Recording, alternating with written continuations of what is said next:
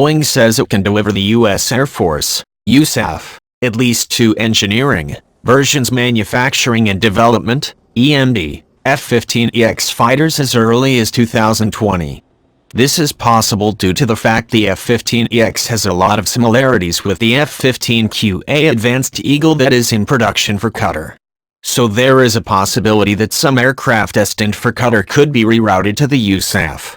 The EX can be seen as a modified version of the QA, of which Qatar ordered 36, with an option on another 36, in a USD $6 billion contract signed in 2017.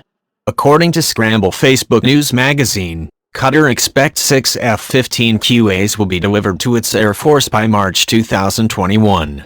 And these first deliveries follow the final deliveries of the last of 84 F-15Ss to Saudi Arabia by the end of 2019. It is also possible that Israel will buy additional Eagles, so the Eagle production line will be running for many years to come.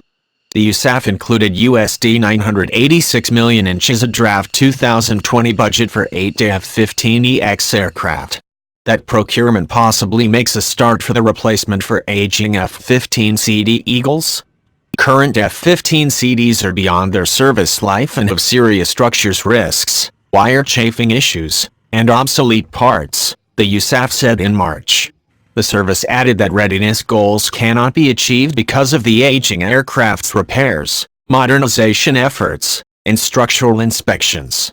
The USAF is expected to request 18 EXs annually from fiscal years 2021 to 2024.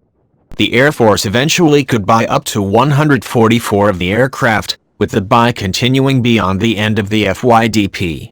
If the cost continues at the same rate, the new fleet would cost more than $14 billion. The high-profile deal spikes the interest of many, as the F-15EX is bought while F-35 purchases are in full swing. The EX is most probably cheaper in use, and since the USAF already has a full Eagle infrastructure, the EX is easy to incorporate in current squadron operations.